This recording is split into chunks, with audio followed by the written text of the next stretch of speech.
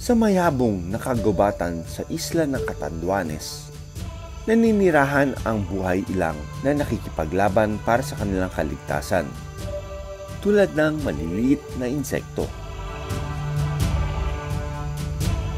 Sa pagpasok namin sa malawak nilang mundo, kailangan naming maghanda at mag-ingat.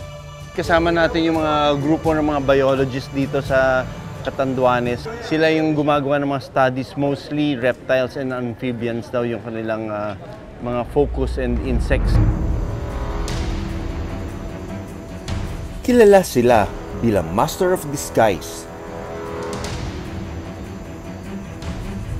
dahil sa galing nitong magtago sa mga kalaban.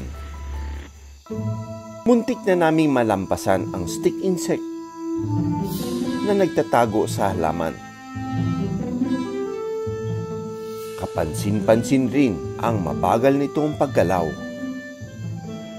Bukod sa pagiging herbivores o pagkain ng halaman, nocturnal o mas aktibo rin sa gabi ang karamihan sa mga stick insect.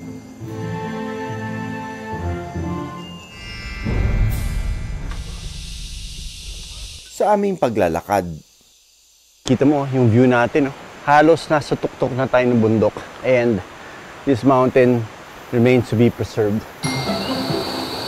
Maya-maya pa, nakita namin nakadapo sa dahon ang grasshopper o tipaklong na may matitibay na binti. May kakayahan itong tumalon ng 20 beses ng haba ng kanilang katawan.